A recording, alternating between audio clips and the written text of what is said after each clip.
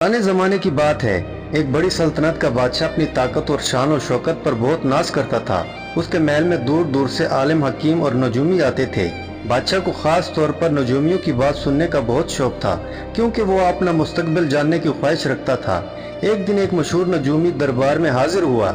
उसके सफ़ेद बाल, लंबी दाढ़ी और गहरी आंखें देखकर सब मुतासिर हुए।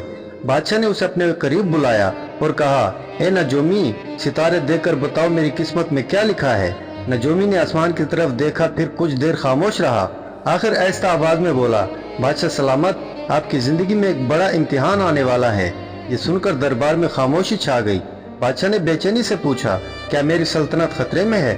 नजूमी ने जवाब दिया, खतरा सल्तनत को नहीं, आपके गरूर को है। बादशाह को यह बात पसंद न आई। उसने गुस्से से कहा, मैं पूरी दुनिया का ताकतवर बादशाह हूँ, मुझे कौन हरा सकता है? नजूमी ने अदब से कहा, इंसान को दूसरा नहीं, उसका अपना गरूर हराता है। बादशाह ने नजूमी को कैद में डालने का हुक्म दिया। कुछ दिन बाद बादशाह शिकार के लिए जंगल गया। शिकार के ताकुब में वो अपने सिपाहियों से दूर निकल गया। अचानक उसका घोड़ा बदक गया और बादशाह जमीन पर गिर पड़ा। चोट लगी, कपड़े फाट गए और रात जंगल में गुजारनी पड़ी। भूख और प्यास से बेहाल बादशाह एक झोंपड़ी तक पहुंचा। वहाँ एक गरीब लकड़हार रहता था।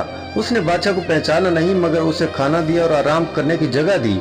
रात को लकड़हार ने कहा, ए मुसाफिर, याद रखो, इंसान चाहे कितना बड़ा क्यों ना हो, वक्त उसे आजिज बना देता है। ये सुनकर बादशाह को नजूमी की बात याद आ गई।